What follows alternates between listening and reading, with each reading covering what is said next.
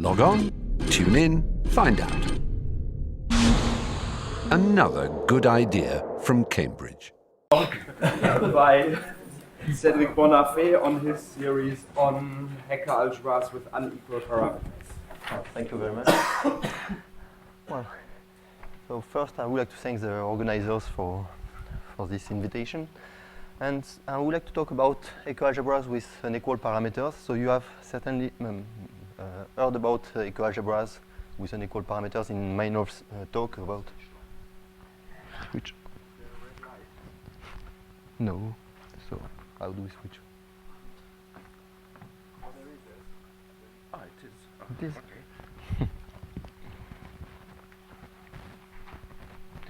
Well, so you have already heard about ecoalgebras with unequal parameters in Meinhof's talk about modular representations of these ecoalgebras and the way they are associated sometimes to endomorphism algebra of induced of cuspidal representations. So this talk, this series of lecture will try to explain the general algebraic setup for working with this kind of algebras. And I just want to start with some generalities which are really not related to ecoalgebra. So let's start with a commutative ring.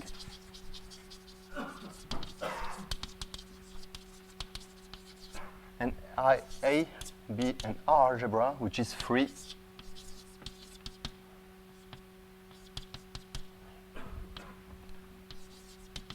As an R module. So each time you have such a situation, you can define some preorder relation on the set I as follows. You can define you can define first some relation like this. I is left related to J if there exists some A in A such that EI occurs, by this I mean that EI occurs in the decomposition of the multiplication of A by EJ. When you write this in this basis, it means that there is a non-zero coefficient on EI. So this is what I mean by this notation. Of course, you can define a right relation just by multiplying on the right. And you can define a left-right relation if there exists AB such that EI occurs in such a multiplication. Well, this you can do for any algebra which is free over the base ring. And of course, this relation is not in general transitive, but you can take the transitive closure. So the transitive closure is, this relation is a transitive closure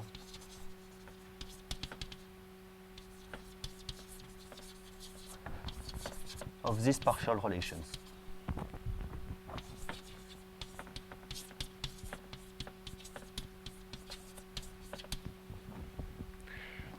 Well, this transitive closure is in general not an order, it is just a preorder.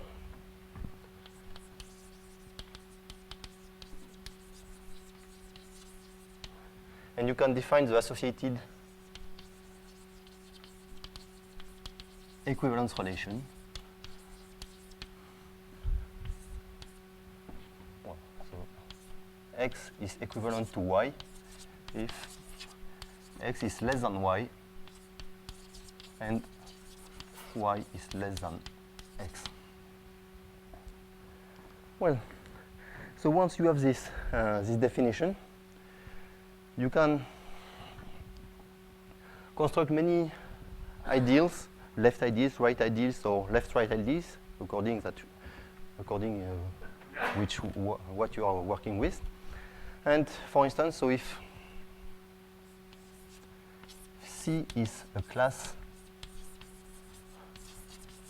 an equivalence class for the relation, for this relation, you can define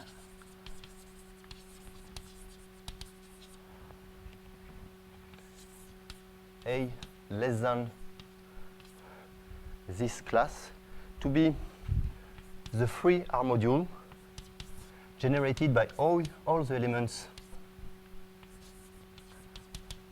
EI, such that I is less than or equal to C. That you can, for the moment, this construction is elementary. But you see that, for instance, if in the case where you are working with the left multiplication, if you multiply by A on the left an element which is in this sub R module, then the result will stay in this sub module because of the definition. If you multiply AEI, you will only obtain elements which are less than or equal to the element EI. So you will stay in this guy. So this guy, this is a left, right, or two-sided ideal.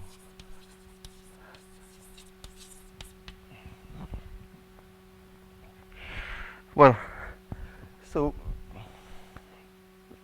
this defines some ideal, left, right, or two-sided, and of course you can repeat this construction by taking the strict left preorder, and you can take the quotient. You can define V associated to C to be the quotient of A less than C by A strictly less than C. And then, well,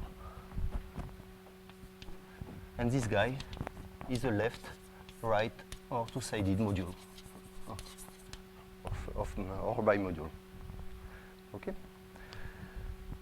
And as an R module, this is isomorphic to the direct sum for elements in this equivalence class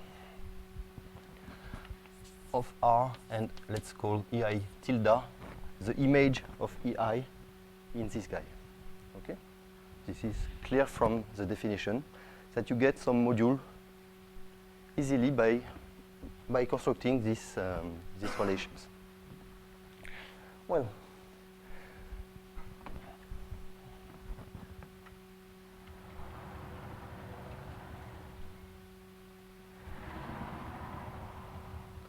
so let me give two examples.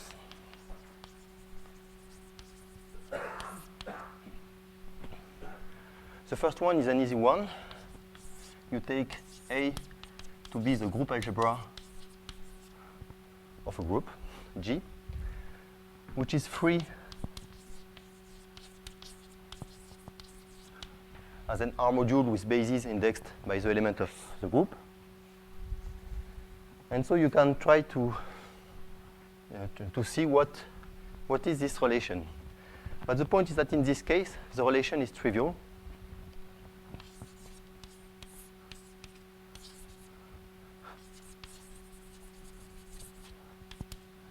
Because you can obtain any element in the basis by multiplying this one by another element of the group, for instance.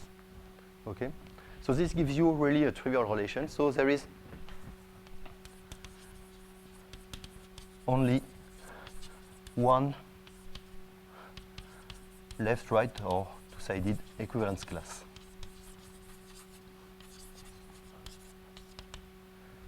And as a result, if you work out this construction of left, right, or two-sided module, you just get A as a left module or right module or two-sided or an AA bimodule. So this is not very, in some sense, this is not very interesting.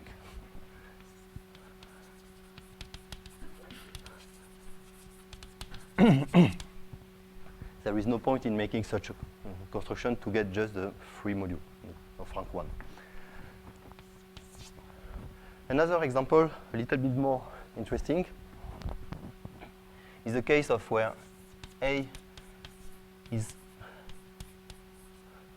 the polynomial algebra in some indeterminate, which can be written,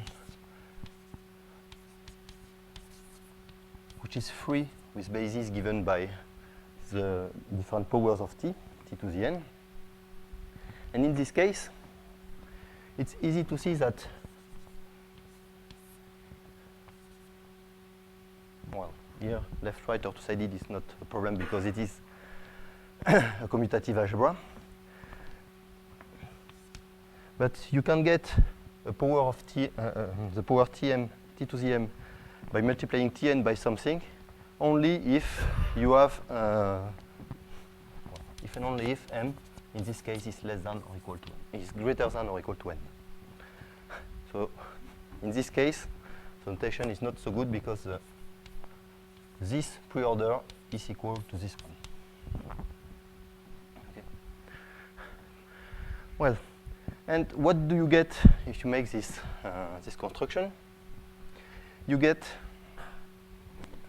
what is the module associated to some equivalence class.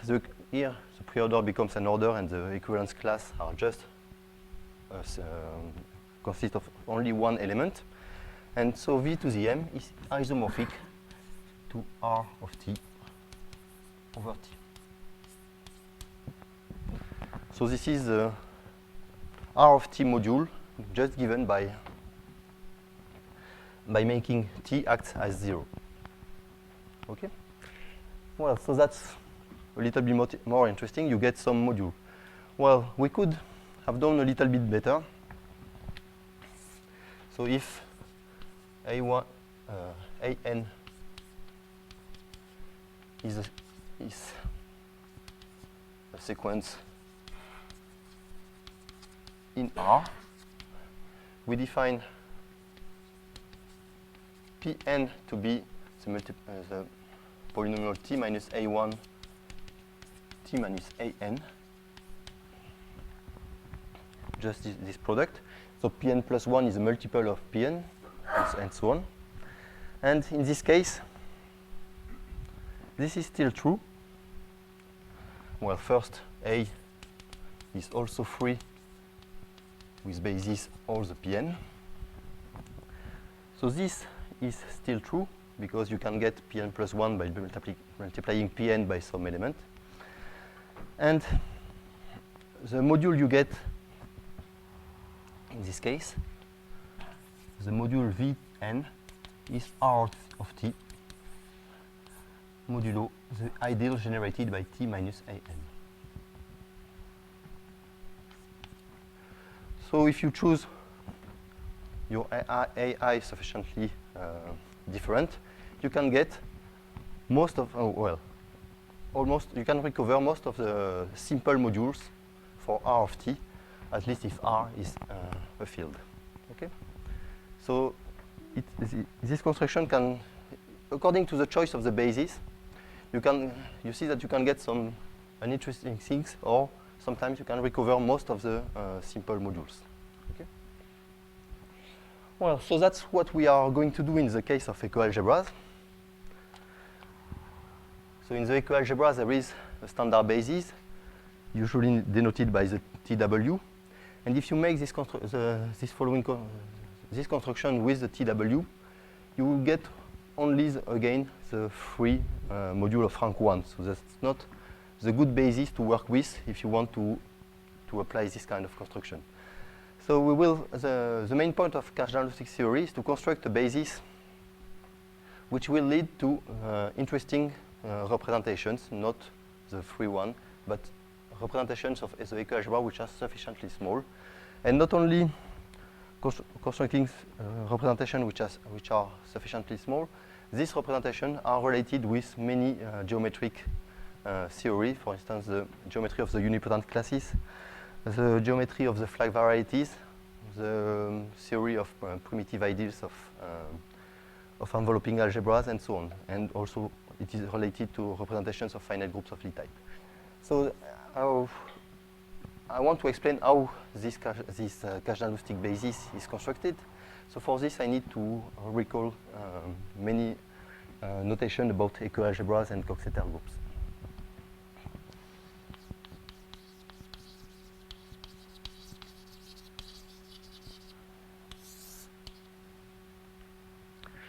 Well, so let's start with a Coxeter group.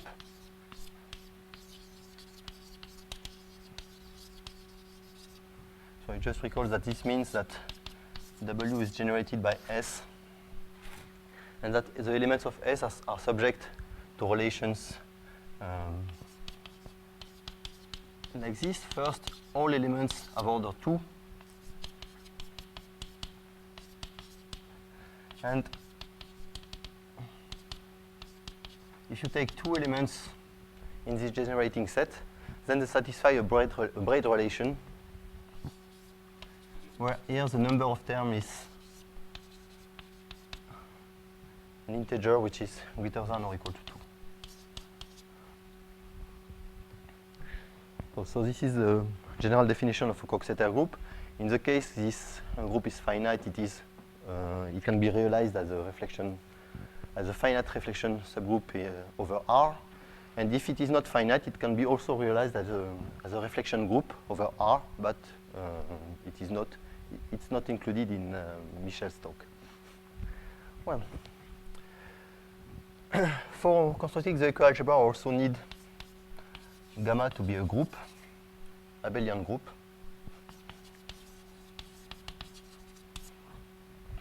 And I will denote by R the group algebra of gamma. And I will denote this group algebra with an exponential notation. So this is the sum for gamma in gamma of R exponential of gamma. And the multiplication is given by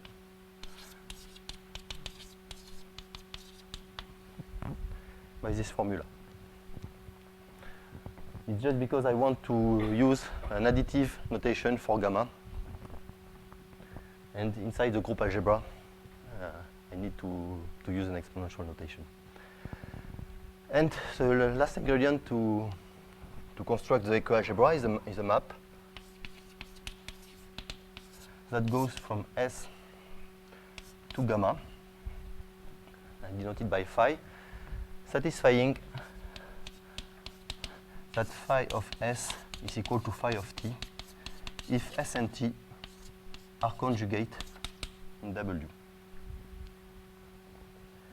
And once we have this setup, we can define the ecoalgebra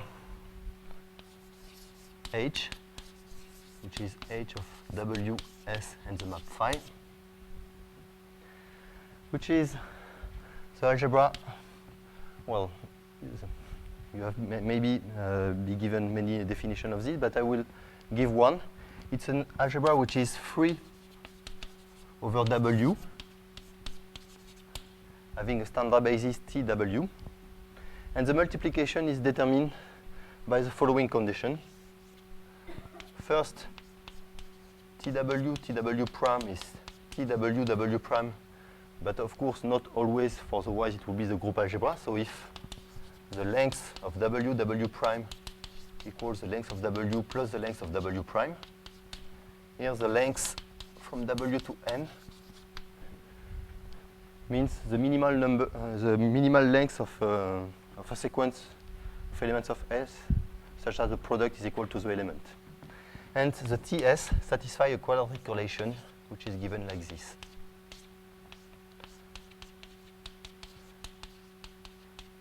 So phi of S. So you see that the map phi appears here as a parameter for the ecoalgebra. And so that's the reason for calling it unequal parameters, because we allow phi to take different values on the generators of W. So let me give one example that will follow us all along this series of lecture. I will talk about the case of the Weyl group Wn, which is a Weyl group of type Bn.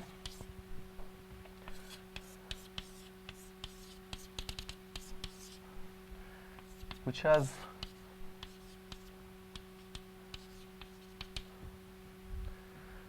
the following presentation, and I fix the notation Ts1, S2, Sn minus 1, and I denote by b the value of phi at t, and by a the value of phi at S1 Sn minus 1, because all these elements, S1, S2, and Sn minus 1, are conjugate in the val group. So the map, the function phi, must take the same value on all these guys. And if we denote q to be the exponential of b, little q to be the exponential of a, so I recall that the a and b are elements of my group gamma, then this relation is not changed, but the quadratic relations becomes the following one. So this is equal to 0, and TSI minus Q, TSI plus Q minus 1 is equal to 0.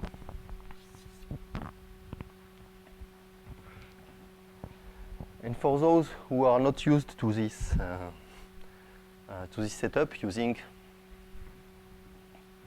the group algebra of gamma, I'm going to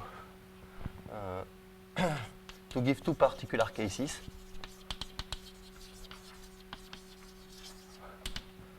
And I hope they will convince you that making this assumption that is working with gamma is gives you a sufficiently flexible possibilities for dealing with many kind of algebras. So, for instance, if gamma is just, as an abelian group, is just z, what is z of gamma?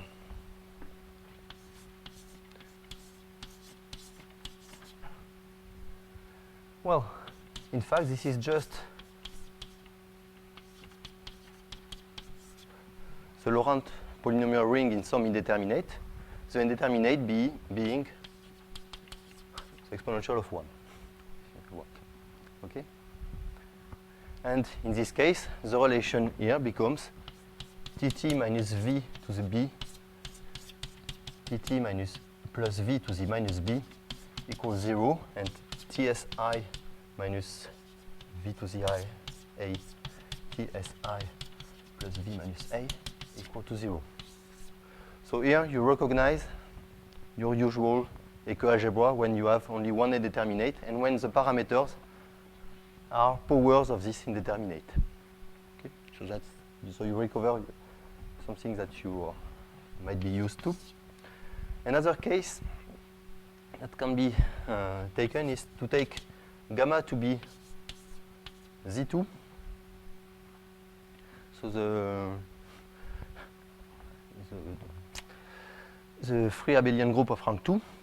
Take B to be 1, 0, A to be 0, 1. That's a choice you can make for your parameter function phi. And what is in this case z of gamma? Recall that q is the exponential of 1, 0, little q is the exponential of 0, 1, but in fact this guy is just the Laurent polynomial ring in q and q inverse. And capital Q and little q are algebraically independent because B and A are linearly independent. That's equivalent. Okay? And you see that in this case, you recognize the generic ecoalgebra, the most generic ecoalgebra you can build. And you see that this allows, for instance, to specialize capital Q and little q to whatever you want. Okay? So that's a reason for not only working with this particular case, where you have only one indeterminate and parameters are power of this indeterminate, but it can be interesting to work with the general situation. Okay. So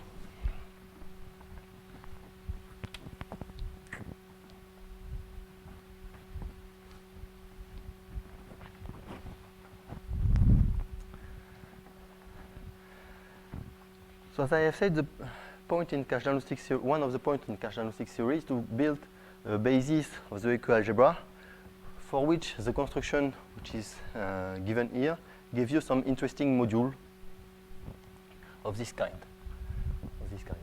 And for this, it's an easy exercise to check that if you work this construction with the standard basis, TW, you don't get anything interesting. So let's try to construct another basis, namely the Cache diagnostic basis.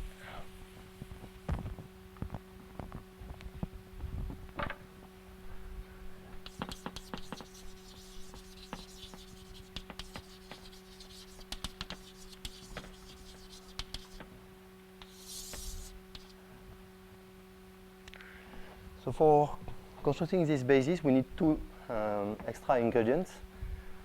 The first one is an involution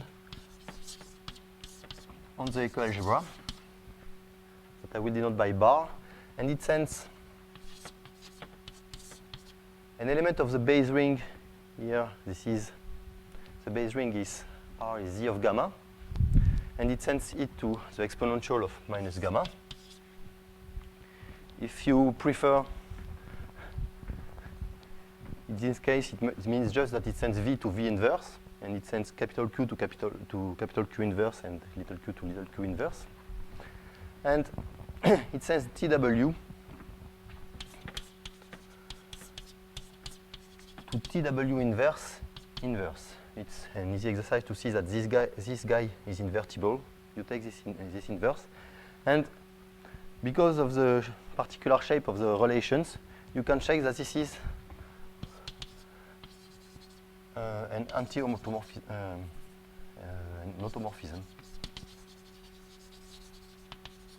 of ring.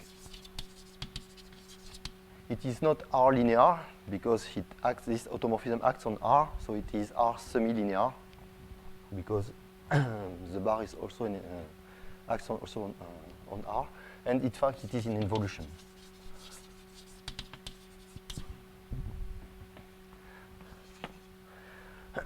And the second ingredient we need for building the Cache diagnostic basis is an order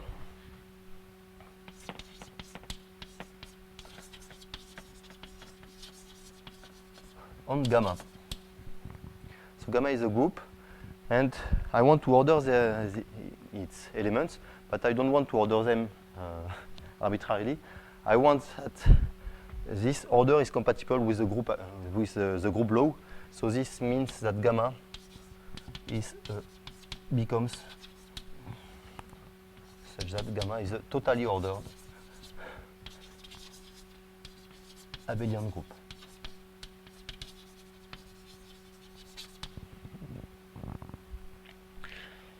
Well, since gamma is a totally ordered abelian group, it implies in particular that gamma is torsion-free. So that's why I focused on the case of Z and Z2 here. I didn't take finite groups, for instance, for gamma. Well,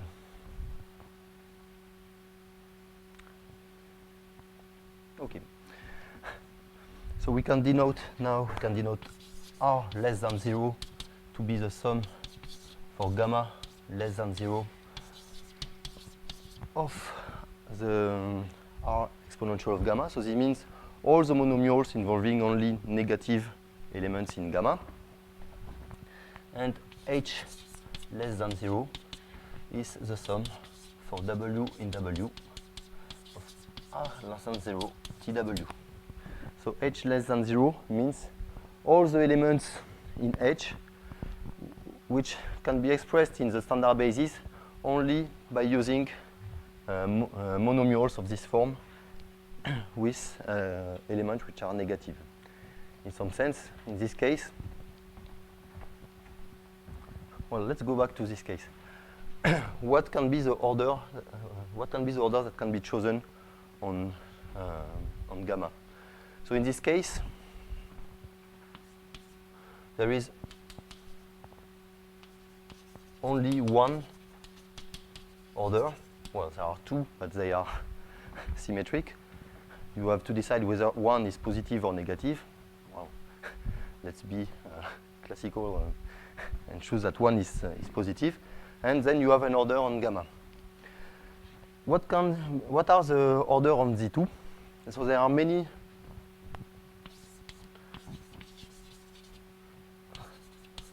orders on Z2. The first one is the lexicographic order. You have two elements, and well, the lexicographic order is compatible with the group law.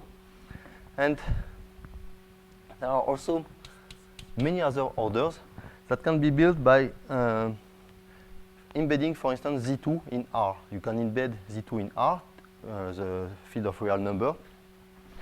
And this can be done by using an irrational number. You consider the map that goes from Z2 to R, that sends Mn to M theta plus N. So this gives you an injective map, and you decide to put on Z2 the order which is induced by this map. So this gives you an order less than or equal, that I will denote theta. It depends really heavily on theta. This is an order on Z2. And in fact, these are all the possible order you can put on Z2, all up to the automorphisms of Z2. You have many, many automorphisms of Z2. But if you change all these orders, you get all possibilities. Well,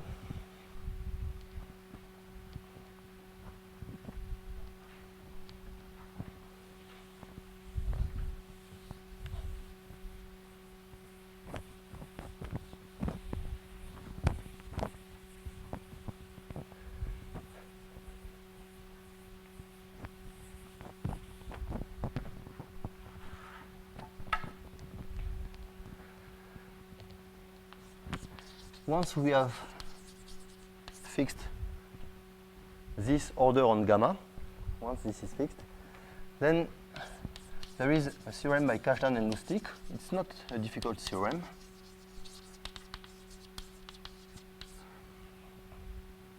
That tells you that you can construct some particular basis of H. So if W is in W, there exists a unique CW in H satisfying the following two properties. So first of all, CW is fixed under the involution, and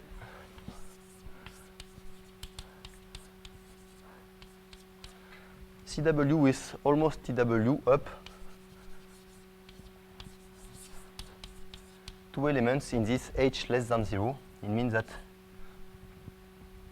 the difference between CW and TW only involves monomials with negative powers. Yeah.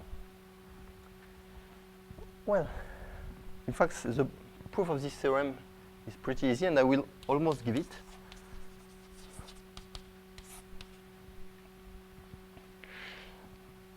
So how can we prove this? First, let's deal with the uniqueness.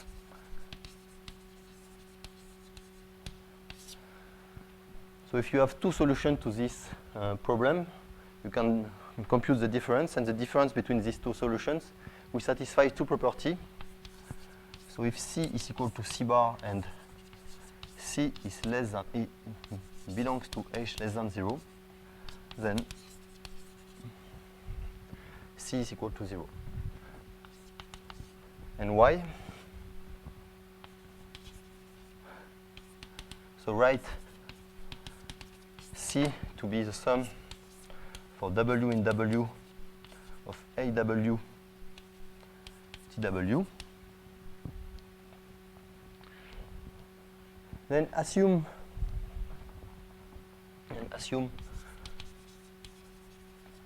that C is different from 0, and take W be maximal for the length such that A of W is different from 0. It's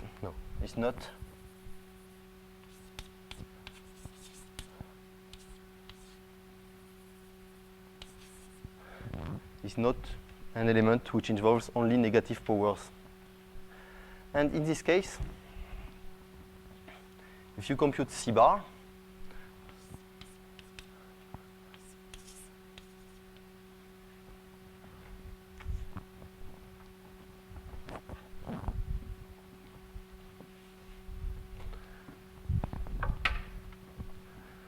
you obtain AW bar TW plus the sum for x different from W of AX bar TW inverse inverse TX inverse inverse.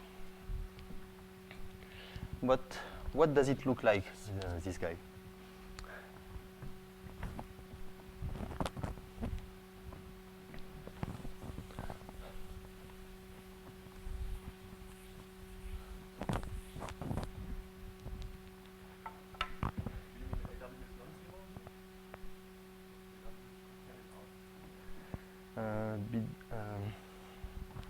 AW, okay, no, non-zero, you're right.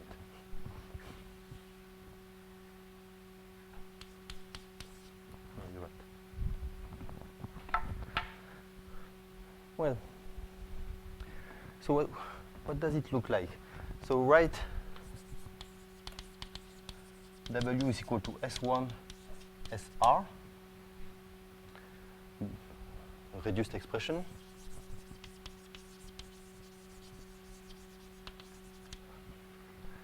And then TW is equal to TS1, TS2.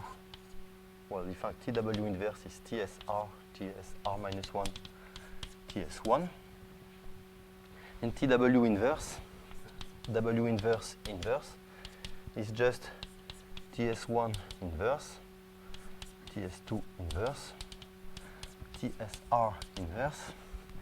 And the inverse of TS1 by the quadratic relation which is given here, this is just TS1 plus the exponential of phi of S1 minus the exponential of minus phi of S1. Am I right? I think so.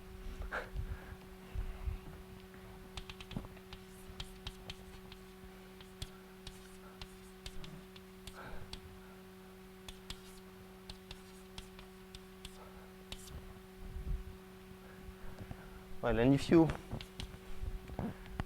compute this product, you see that you obtain TS1, TS2 up to TSR, so you get TW, plus what you will obtain only involves elements which are less than, for the Bruyère order, to W. So plus a sum for x less than W of RXW TX. I don't care about what they are equal to. But if I come back here, you see that this becomes equal to AW bar TW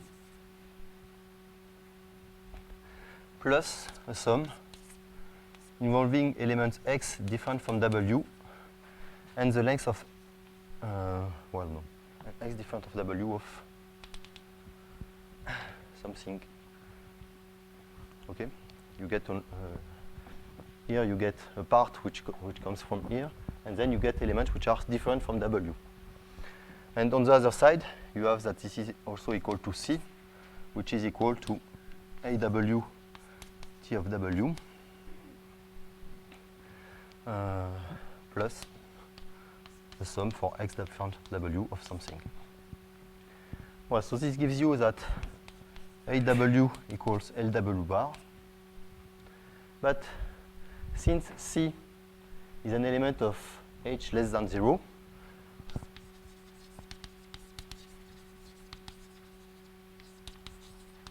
So AW only involves monomials with negative powers. So this equality can occur only if AW is equal to 0.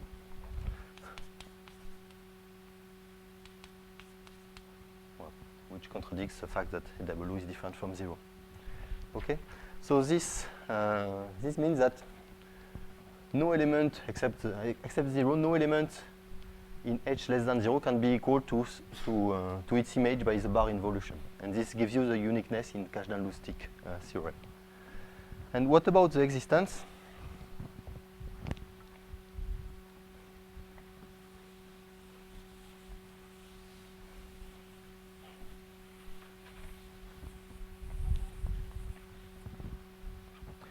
I don't want to write exactly the proof of the existence, but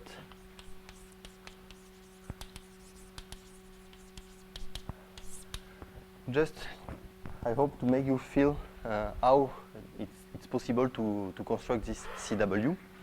So first of all, and for this I will do it in the case of B2. TS, this is S1.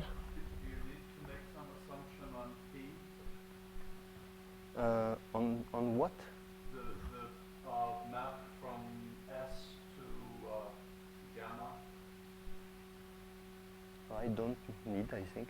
What? I mean, if P is trivial, it doesn't work. What do you mean by trivial? It sends everything to 1. Well, so you mean the 0 for okay? No, the existence will work because TS square, the bar involution only is the identity. This is the identity on TW. It's not the it's also the identity on. It's not the identity on R, but it's the identity on the TW, and TW will be the Kazhdan-Lusztig basis in this case. That's so. In the trivial case, this becomes an interesting example of the beginning. Well, so here we have two parameters, B, A. And, so according to your remark, I can assume that B and A are different from 0. And even I will assume that they are greater than 0. I want just to give the proof in this case, even though it's possible to give a proof in all the cases. So let's see what happens. So first, we can take for C1 to be T1, because it's stable under the bar involution, the neutral element. And it's congruent to T1 modulo whatever you want. What about CS? You can check that this guy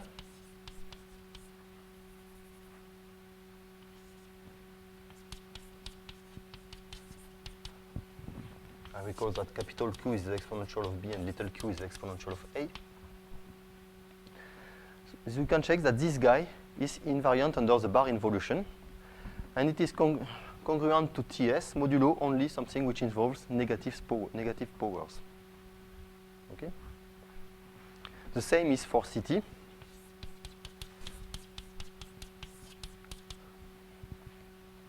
And you can try to compute CS times CT. And you see immediately that this is TST plus Q inverse TS plus Q inverse TT plus Q inverse Q inverse. Well, the product of two elements which are invariant under the involution is also invariant under the involution. It is congruent to TST modulo a negative. Sorry? It's not an anti-evolution, it's an involution, I have said. It's really an involution, because there is two inverse. That makes it.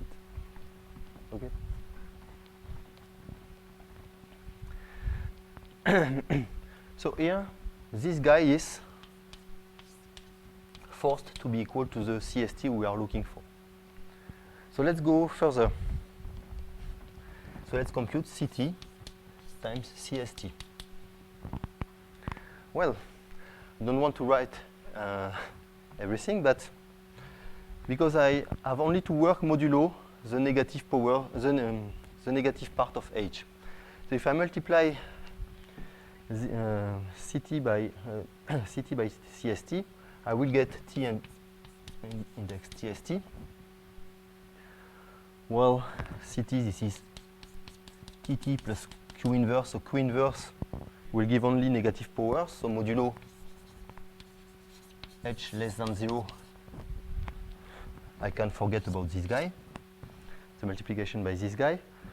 And if I multiply by TT, this guy, I get this. By TT, this one, I get something which is also in the negative part of H. If I multiply TT by this, I will also get something, but here, something can occur. So you get Q minus 1 times TT square, and that's all. Modulo the negative part, you get only this.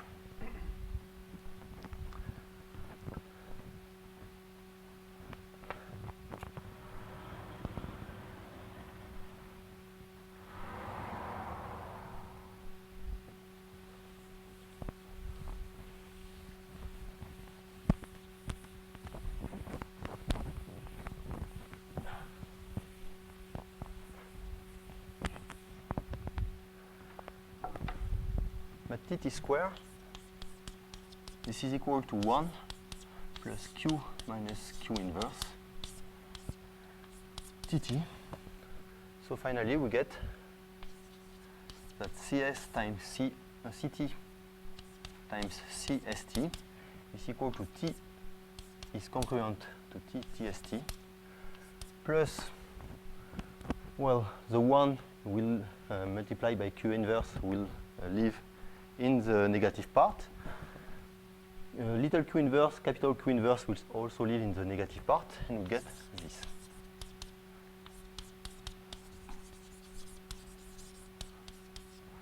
So I recall that this is the exponential of b minus e. Okay. And then you see what happens. You see that the Kazhdan-Lusztig basis will really depend on the parameters, or for instance in this case, parameter does not change, but the order on the group change. And you see that here you will have two different cases. So if B is less than A, this element lives in the negative part. So because of this, this congruence, you get that CT times CST is equal to CTSD. So you have constructed your CTST. If B is equal to A, this is allowed,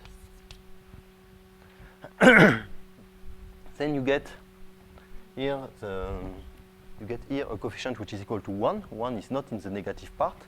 But if you compute CT times CST minus CT, you subtract CT, you will get something which is congruent to TST modulo H less than 0.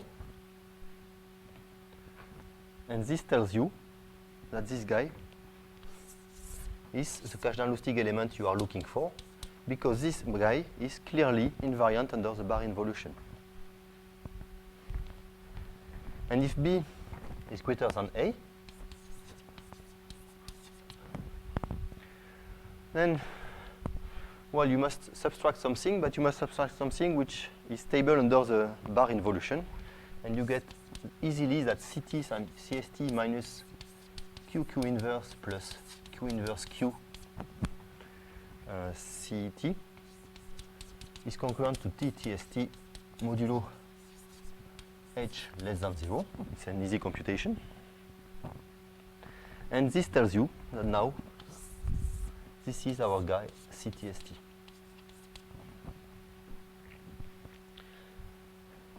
Well, of course, this is only an example. And, well, it tells you how to construct the Kazhdan-Lusztig basis in general. You you assume that you have, by induction, you have constructed the cardinalistic basis for all elements up to a certain length, and you want to go a little bit further. You compute such an element, a CS CW, whenever SW is greater than W. You will get some TSW plus other things modulo the negative part, but you will try to subtract elements involving only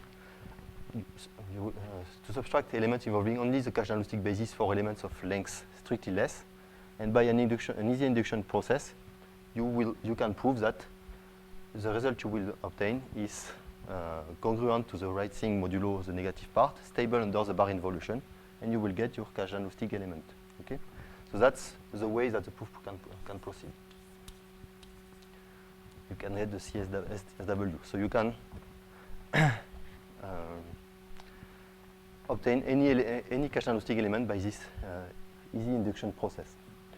Well, it also shows that the cardinalistic basis depends heavily on the choice of parameters or on the choice of the order. Here, for instance, I have said that the parameters are always the same, but if you change the theta, for instance, the irrational number, meaning B is less than A in this case, B is less than A, this is equivalent to say that theta is less than 1. B is greater than A is equivalent to say that theta is greater than 1. So according to the entire part of the irrational number you have chosen, you have different cardinalistic bases. Okay? Well,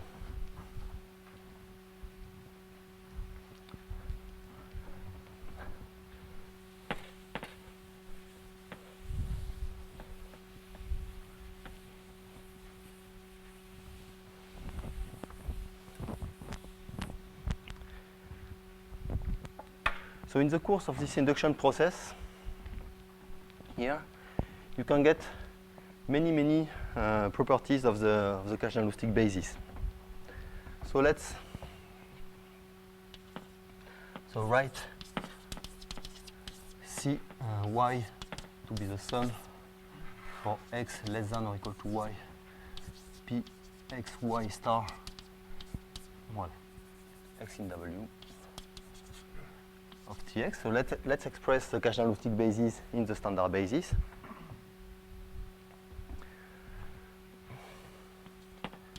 If sy is greater than y, write cs cy is equal to csy plus a sum for x in w of some coefficient that we call lambda xys for lambda for left, cx. So let's write formula like this, and you get following theorem.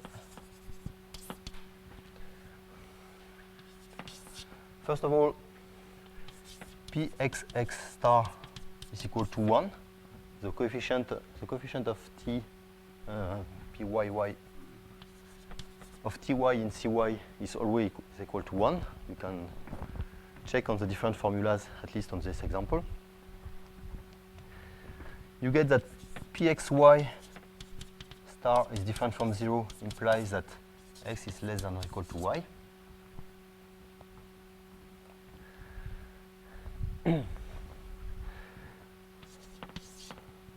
The second another property is that if lambda x ys is different from 0, then sx is less than x is less than y is less than sy. So this is sy greater than 1, y is already given. But this forces, when you have a non-zero coefficient here, this forces this relation. And the last thing is that if SW is less than W, then CS CW is equal to exponential of I of S plus the exponential of minus phi of S times CW. So CW is an eigenvector for the left multiplication by CS. So I won't give the proof, but it follows by following very carefully this induction process. Well, and this guy, in the equal parameter case, usual, are up to a power of v are the well-known Kazhdan-Lusztig polynomials.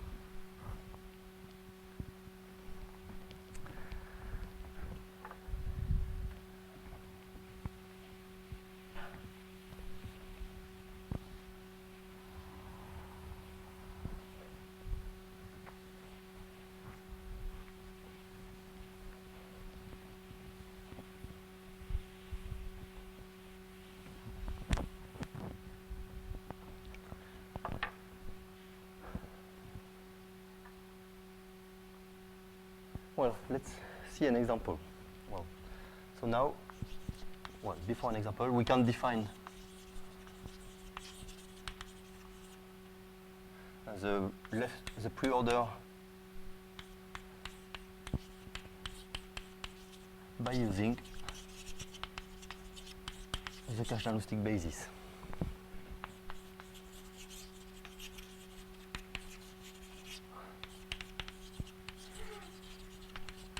So just an example, x is less than y if there exists h in H such that Cx appears with a non-zero coefficient in the multiplication on the left of Cy by H. And we can do the same thing as we have done at the beginning. And so this gives you equivalence relation, and the equivalence class are called the left, the right, or the two-sided cells.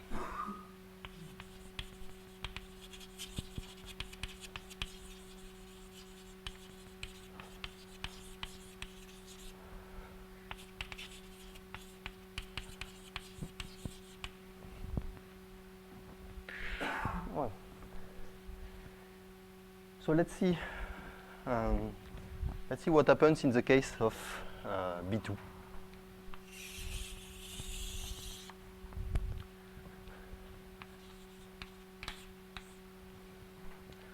Well, so you have W0, which is ST. You have TST, ST, T1, STS, STS. Well, so if you multiply C1 by CT, you get this guy. So here you have a left relation. I omit the L, but I just talk about left multiplication, the left cells, the left preorder, and so on. Here, if you multiply by CS, you get CST. If you multiply by CT, you see that it depends. If B is less than A, you get CTST. If B is equal to A, you obtain some other thing, but you always get CTST. And sometimes you obtain CT CT occurs with a non-zero coefficient in the multiplication of CT by CST. Okay. So here, this is the case where B is less than A. Here, this is the case where B is equal to A.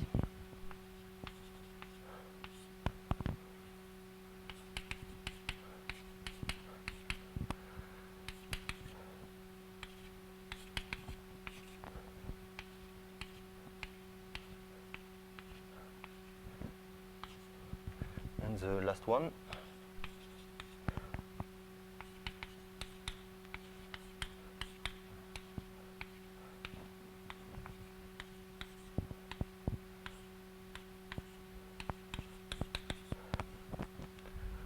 Well, so this relation you always have. But sometimes you have also, in the case where B is equal to A, you have this relation, and you also have it here. Okay. So you see that the picture is different according to the value of B, and the different values of B and A. This is the last case. And if you go on, Well, in this case, if you multiply this guy by CS, you get this guy, but you also get this one. If you do it in this case, it also works. And if you do it in this case, you multiply this guy by CS, you get only CW0, you don't get anything else. And on the other side, you get something that looks like this.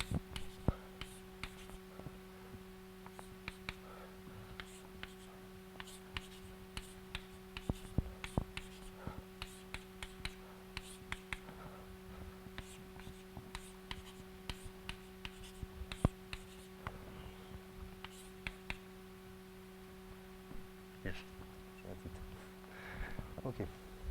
And it tells you that according to the choice of the parameters, the left cells, which are the equivalence class, so this guy is less than this one, and this one is less than this one, so this is a left cell, this is a left cell, here this guy is alone, is in left cell, and so on. Here you have a left cell with 3 elements, 2 left cells with 1 element, and here you get these different partitions into left cells. Well, okay, so I will come back tomorrow to this example to explain what interesting things can be seen from this example. For instance, you see that you obtain modules of dimension 2, 2, 1, 1, and 1, and 1. So you get all the irreducible modules for B2, for the ecoalgebra of type B2. But not only you get irreducible modules, you get also an R form of this module. You get a form over this ring of integers. So that gives you different forms of the irreducible modules. And in this case and in this case, you don't get, they are not isomorphic. If you extend to the field of fractions, you obtain isomorphic module, but at the level of this ring, they are not isomorphic. So it gives you different integral models for the irreducible representations. So I think I will stop here.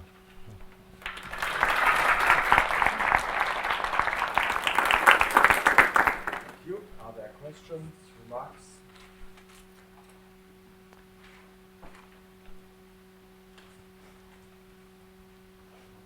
Okay, so we have a coffee break until 11:30.